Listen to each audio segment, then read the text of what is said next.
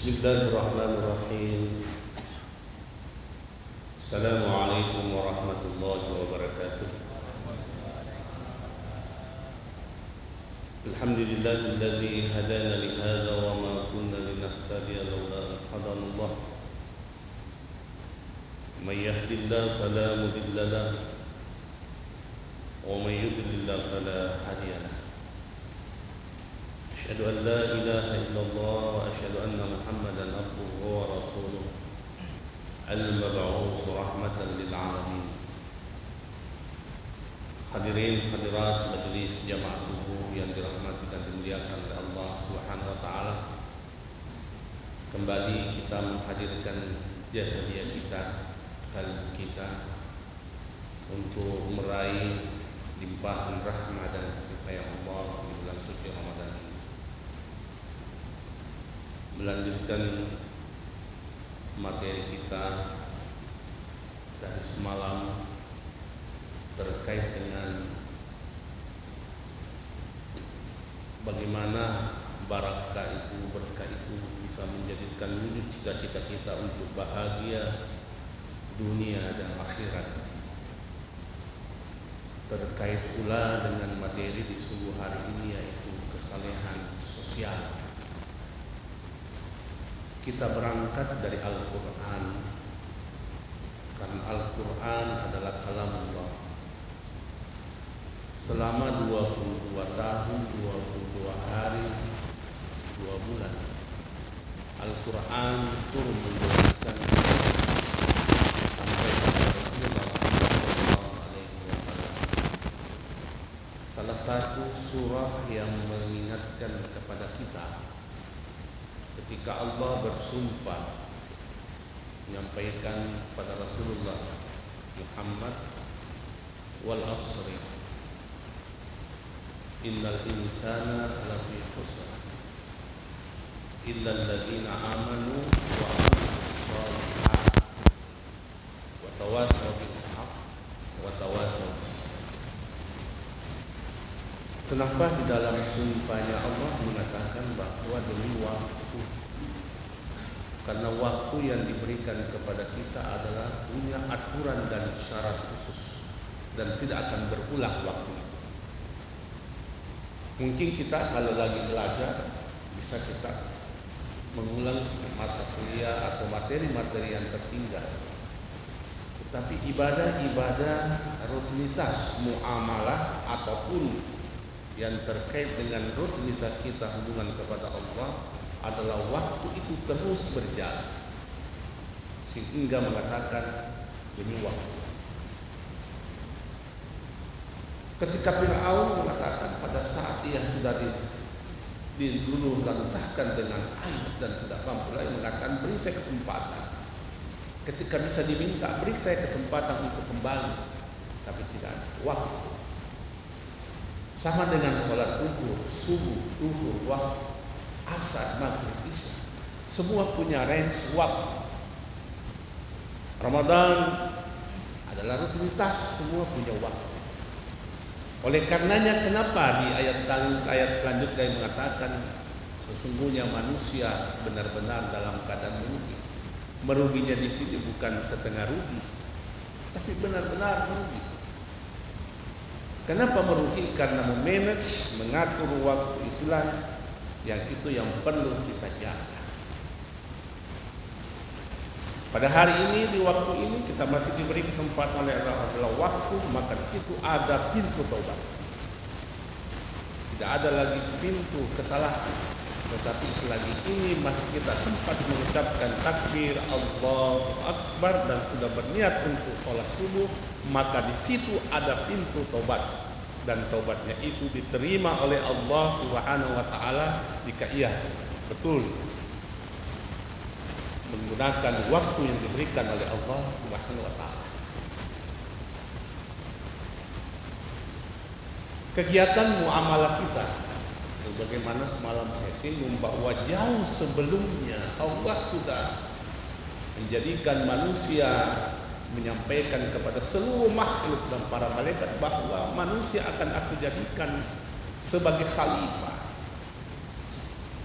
Oleh karenanya ketika Adam melanggar, Allah pun hadir mengajarkan kepada Adam untuk bertaubat.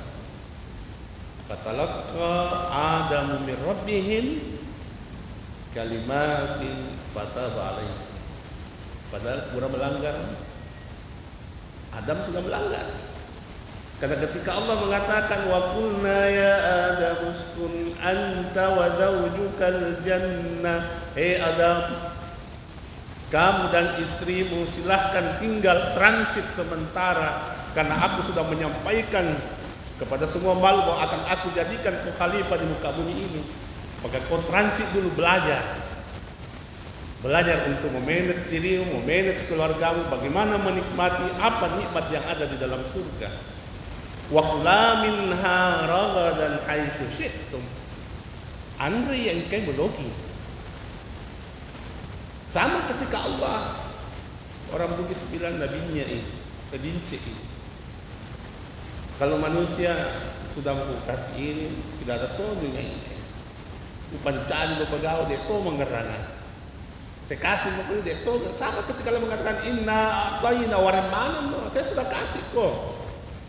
Saya pernah kasih jadi pegawai, atau saya kasih di eselon 3 atau eselon 4 kok. Apa yang kau beri itu? Waret bola. Inna atayna, diperumpamakan lagi Al-Kautsar. Al-Kautsar itu satu sungai yang indah, pasir-pasirnya saja lebih indah dari berlian-berlian. Sehingga mengatakan inna atayna kal-Kautsar. Jadi ada di lambung Allah Ta'ala. Apa yang diminta Allah? Fasalli li Rabbik. Itu saja. Fasalli li Rabbik. Terlibat lagi Nabi Muhammad. Saking cintanya Muhammad kepada umatnya, diwarnai lagi kita.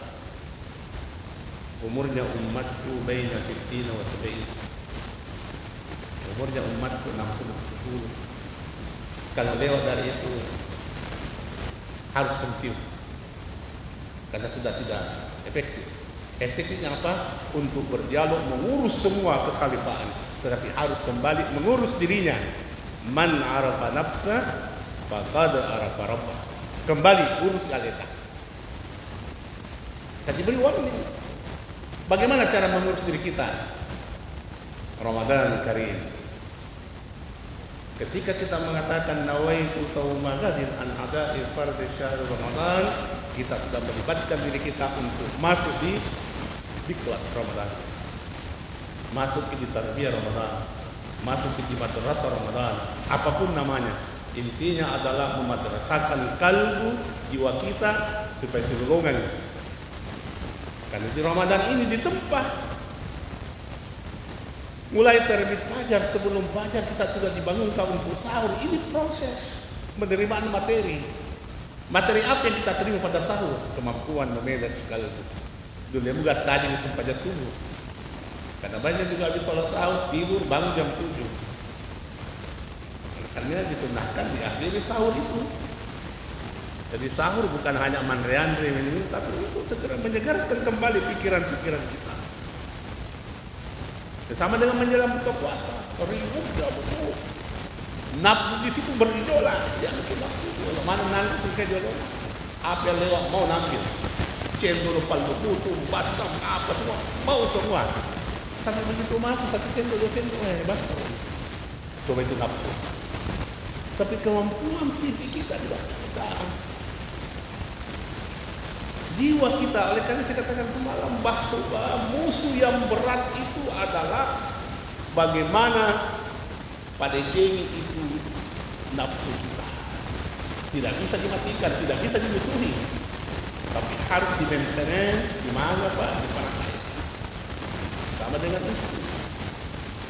Semakin kau kerasin mewah, dibunuh lagi belum tentu. Oleh karena inilah perjalanan. Jadi di mana posisinya? Mengatakan bahwa kesalehan sosial. Kesalehan sosial itu kan kalau misalnya ada orang kita bantu, dapat itu saja, boy bagusnya itu. Bekas sama dengan menyumbang. Jadi kalau kita mau dapat fast track, titip di lewat masjid. Kalau mau bagus jalannya, titip kita 50.000, jangan 5.000. Karena jalan untuk menuju kepada Allah itu harus kita buat jalannya. Kalau kita mau jalani sesuatu, perjalanan itu panjang, karena jalanan itu macam-macam. Ada yang mendaki, ada yang menurun, ada mulus, ada berbatu-batu, ada ke kanan, ada ke kiri. Nah kita yang setir, mau jalannya lewat mana? Mau enak ya pakai kendaraan Pajero aja, supaya kita dapat terasa. Yang menentukan kita. Makanya yang kita kejar adalah la'allakum tattaqun. Proses kemuliaan takwa itu semua kembali kepada kita. Proses kemuliaan itu.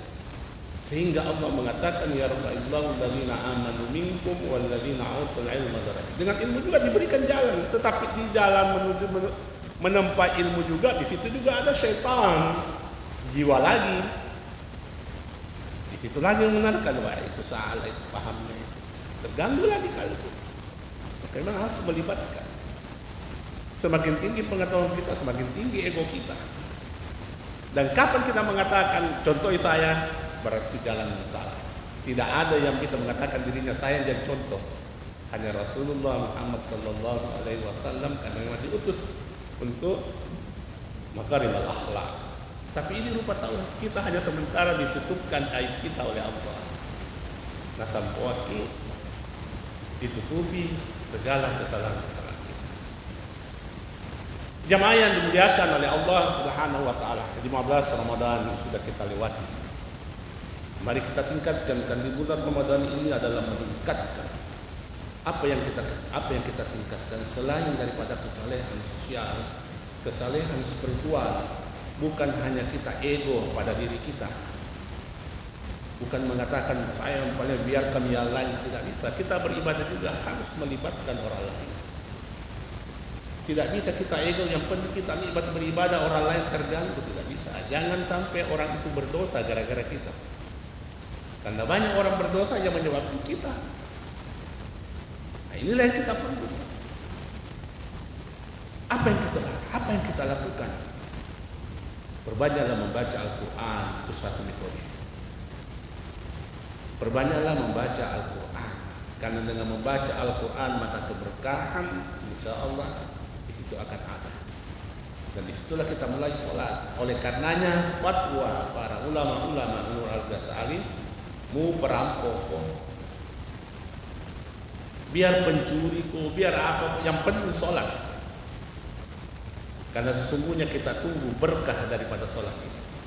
Sholat inilah yang kita jaga.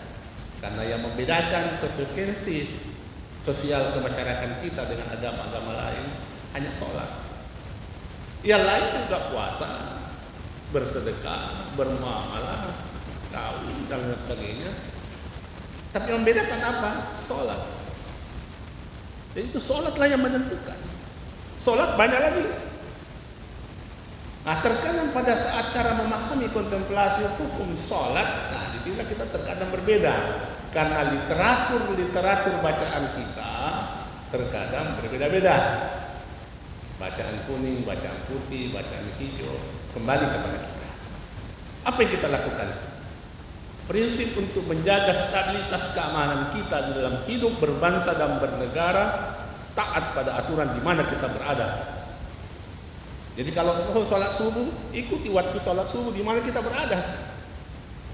Jangan ikuti sholat Idul Fitri di mana orang lain berada. Ikuti sholat Idul Fitri di mana kita berada.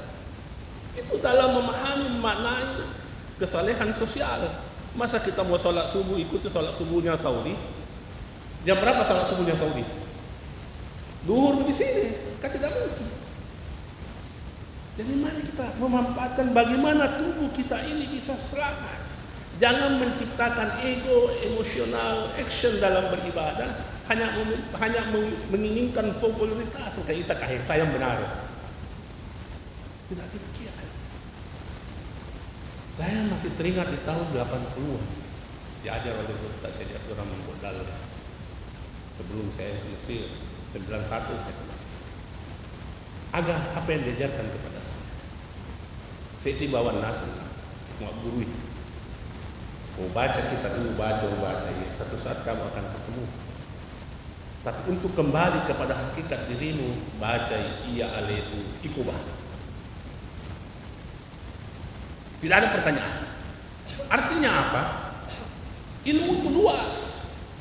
Orang masing-masing punya dasar, bukan cuma kau. Yang penting iya alaitu ikubah. Mari kita takbir Allahu Akbar. Pada takbirnya, pada saat kita masuk, maka penyerahan pangkat kedudukan kita. Makanya tidak ada bisa kapling-kapling. Sekalipun kita punya masjid, bawa ini saja dapur, pasang di depan duluan. Kata saya punya masjid, melanggar kita. Karena mengkapling wakafnya orang, masjid itu wakaf daripada orang yang di depan. Madosa kita jadi kalau saja data ada yang belum ada, orangnya masih minum cendol di luar. Dia kalau mau cepat, duluan kok datang. Itu prinsip dalam fikih sosial. Saya meneliti di tarekat Halwatiyah hampir 10 tahun. Baik di Ma'ruf, di Barhu, di Bone, saya keliling itu penelitian tentang bagaimana perilaku tarekat untuk meraih namanya berkah. Tetapi sesungguhnya yang namanya berkah kembali pada diri kita. Araba nafsah. Kembali pada diri kita. Hakikatnya tanya gelar. Bukan profesor. Saya mengatakan bahwa dokter menanti ini saya ternyata tidak.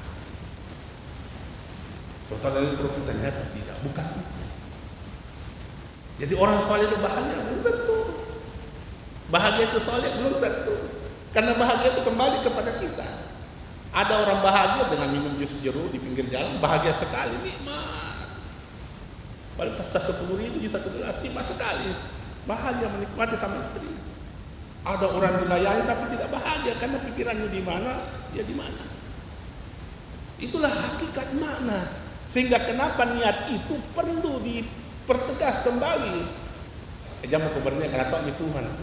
Tidak harus dilafalkan supaya ini jasa dia kita ikut di dalam aktivitas sosial. Makanya dipanesai. Saya mau ke Jakarta besok. Ya, apa yang perlu persiapkan kalau mau ke Jakarta? Dipersiapkan malam-malam apa. Saya mau sholat subuh besok, saya mau sholat subuh ini. Tentu saya istinja. Nah, ini yang paling mendasar lagi. Tidak apa-apa, penyampainya sedikit. Saya mau masuk. Ini dianggap sepele. Dianggap sepele.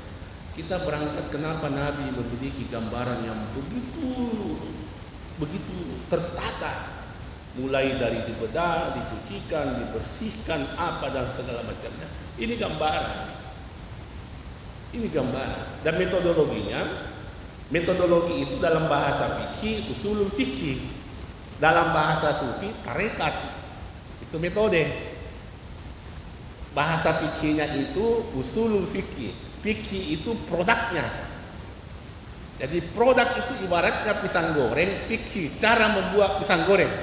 Pisang goreng itu beda-beda. Dia bikin di jajanan ada pisang goreng molen, pisang goreng ini, pisang goreng kepol, macam-macam namanya pisang goreng.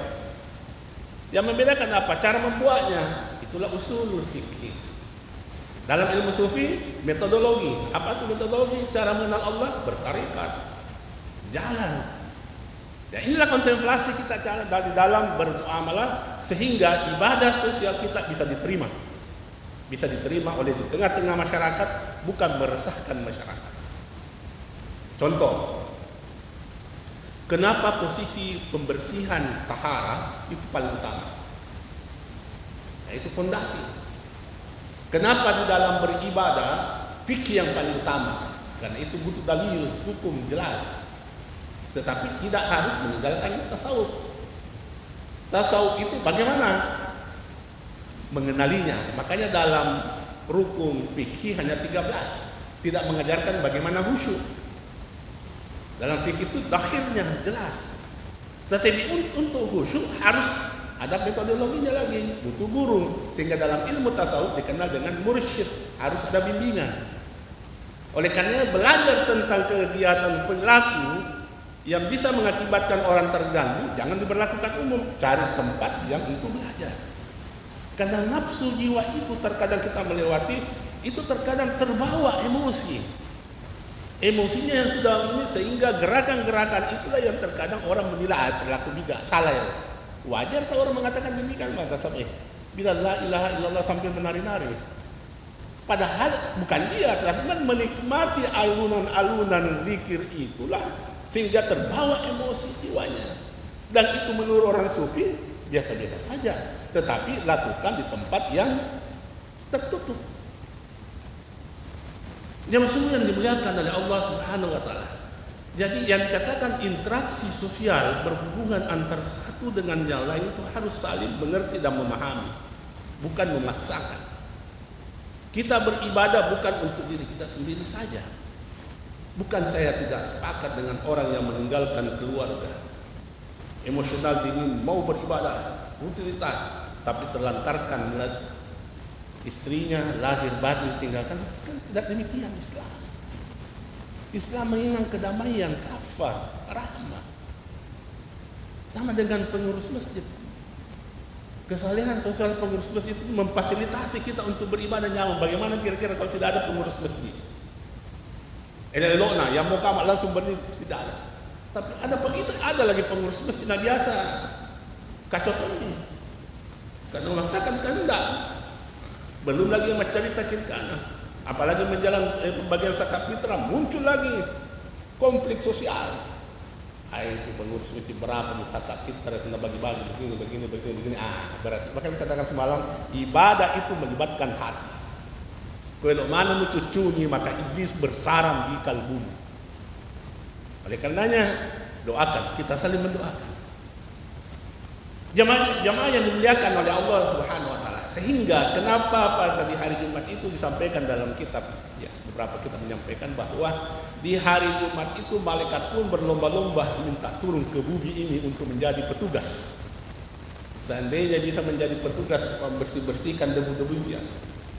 Karena semua aktivitas malaikat pun berlomba, bahkan malaikat pun duduk di pintu-pintu masjid. Itu di hari Jumat itu, maka dikatakan Sayyidul Ayyam, karena berkahnya itu Jumat. Duduk di pintu-pintu masjid. Apa dilakukan? Dia bawa bukunya dari emas dengan tinta perak, dicatat sama catat. Oh, datang ya Rahman, datang ini. Oh, ini Ludo Jani, ini kasih jalan kasih, ini yang bagi-bagi itu. Dia mikir itu di tanah haram. Apapun orang lakukan kalau mendampingkan air minum. Dia bagi-bagikan saking maunya dapat, saking susahnya itu pahala. Sosial itu, ibadah sosial itu saking susahnya, makanya kedua. Wa amil sholihat. Saking susahnya itu mau. Berlomba-lomba orang menari untuk buka puasa. Sekarang kita berlomba-lomba mau dapat, bagaimana dapat fakta buka. Jamaah yang dimuliakan oleh Allah Subhanahu wa taala. Itulah nikmat yang dijanjikan oleh Allah Subhanahu wa taala. Kadang dikatakan Ramadan Karim, nikmati itu Ramadan, karena tidak mungkin, tidak belum tentu Ramadan yang akan datang kita masih diberi kesempatan oleh Allah. Ramadan kali ini kita nikmati. Sekiranya kita lihat, saya mau bagi-bagikan orang datang masuk masjid, kasih air doa. Sekiranya seandainya dilihat itu nilai-nilai itu, sehingga Allah pun mengatakan, aku malu kepada hamba yang datang ke tanah haram sampai di rumahnya saya belum kembalikan wajah dan kemuliaannya. Oleh karenanya rutinitas ibadah Ramadan kita janganlah dijadikan sebagai tidak makan dan tidak minum. Memang itu proses. Tidak makan dan tidak minum berarti jiwa nafsu kita juga belajar. Saya pun sebagai mubalik itu masih banyak kesalahan-kesalahan. Tapi di sinilah kita belajar bagaimana memaintenance. Karena Allah mengatakan innal insana lafi sesungguhnya manusia merugi. Rugi kenapa? Terlalu banyak waktu yang terlewat. Illal ladzina amanu, kecuali orang yang beriman. Beriman ini yang kita datang. Karena melawan diri kita iman itu butuh perjuangan, karena musuh dari luar, musuh dari dalam harus kita hadapi. Ada satu buku ya mungkin pernah saya sampaikan sebelumnya. Nama bukunya itu Majmu' lil Fatawa Syaitan, kumpulan fatwa-fatwa syaitan. Ini kita juga punya fatwa-fatwa. Dia tahu pahala-pahalanya ini orang Islam itu beribadah. Makanya dia tahu nih, makanya dia jadi semakin susah ke masjid itu berarti yakin ada setan di situ halang-halangi ki. Nah, nanti jamu ke dulu. Ada tom yang bisik makan itu. Setelah dimakan jambang, tidak bisa pergi sholat. Jadi itu setan memang dia mau mencelakai, dia tidak berhenti itu sebelum kita celaka. Ini ada satu kisah. Nah ini yang kisah ini pengurus masjidnya, saya gambarkan pengurus masjid. Itu pengurus masjid kalau jam 2 datang itu, biar bosi-bosi, gelap. Baru di tengah perjalanan jatuh, penuh lumpur badannya. Kembali mandi lagi. Mandi dia bersih-bersih lagi, dia pakaian. Berangkat lagi. Sedikit lagi sampai masjid, jatuh lagi. Kembali lagi. Ketika kalinya mau berangkat lagi, ada yang datang bawakan payung dan senter. Sini saya temani. Siapa ini? Diantarlah ini, pengurus ini. Begitu mau masuk masjid, apa dia bilang pengurus? Ayo kita masuk sholat. Apa dijawab? Saya tidak sholat. Saya ini setan. Saya yang dorong ke tali 2 kali. Ini setan. Apa dibilang setan? Dimarahi sama komandannya. Dipanggil, bersidang. Untung tidak kau dorong lagi yang ketiga kali ini. Hampir kita celaka semua. Kenapa demikian? Di waktu pengurus ini berangkat jatuh, dia bangun kembali pergi mandi, dosanya semua diampuni oleh Allah. Dia tahu bahwa dosanya diampuni oleh Allah. Yang kedua kalinya jatuh lagi, dia buka lagi buku kitabnya fatwanya, semua dosanya dan dosa kedua orang tuanya diampuni oleh Allah. Untung yang ketiga kalinya membawakan payung, membawakan senter, tidak jatuh. Seandainya jatuh celaka kita semua, kata setan. Kenapa? Dosanya diampuni oleh Allah dan seluruh masyarakat yang ada di sekitar masjid itu diampuni oleh Allah. Tidak mau setan. Itu. Jadi memang gambarannya ini setan ini banyak kalasinya. Banyak kali. Mau lagi bawa papa buka, nggak bisik-bisik lagi. Hitungan 5.004, terlalu mahal itu per 3.000 satu biji. Itu setan ini banyak sekali ya. Bandingan ini. Jam mau hai banyak barang promo itu di Ramayana. Jam mau dulu itu. Jadi banyak. Ini dari depan. Belum lagi kalau ada istri tak koro-koran, kita bapak-bapak jangan tanggapi. Yakin itu pasti setan. Bukan istri tak setan, tapi ada setan di situ. Jangan marah setan. Manok-manok itu. Yakin ada setan di situ. Biarkan lewat tonji itu. Karena begitu memang tabiatnya di dalam muamalah sosial tidak ada yang bisa kita lakukan hanya memohon ampunan diri kita, tobat kepada Allah Subhanahu wa taala. Karena Rasul pun sendiri yang sudah dijamin oleh Allah tidak pernah kurang dari 70.000 kali bertobat dan memohon ampunan dirinya kepada Allah Subhanahu wa taala. Demikian apa yang saya bisa berikan. Mari kita sama-sama berdoa, bermunajat, memohon ampunan diri kita kepada Allah Subhanahu wa taala.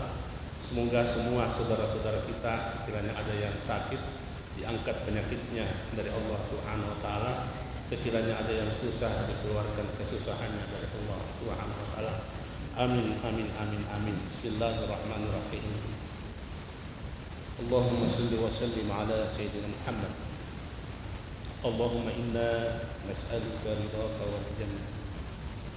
Allahumma ya muqallibal qulub, ya qadir hajat, ya qafil muhimmat, ya muhillal mushkilat, ya arhamar rahimin.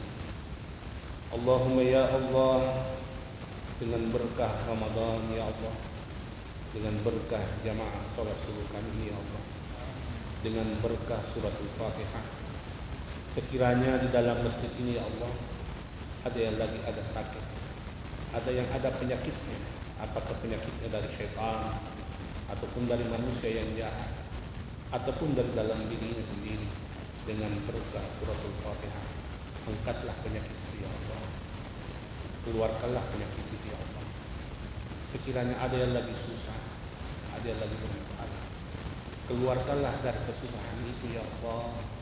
Ampunilah kami ya Allah, jauhkanlah kami dari kufur nikmat ya Allah.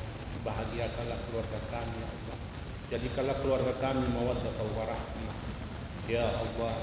Allahumma ya hayyu ya qayyum bi rahmatika nastaghitsu aslih li sya'ni kullah wa la taqilna ala nafsi qurrata. Jagalah kemuliaan keluarga kami, jagalah kemuliaan istri, suami, anak-anak kami ya Allah.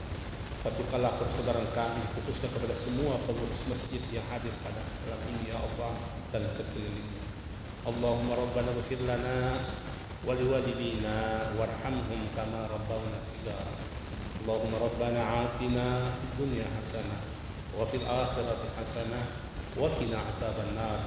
Wa sallallahu ala sayyidina Muhammad. Subhanaka rabbil izzati amma yasifun wa salamun alal mursalin walhamdulillahi rabbil alamin. Billahi taufiq wa da'wah wal irsyad was sa'adah nun wal kalam wa majturun. Wassalamu alaikum warahmatullahi wabarakatuh.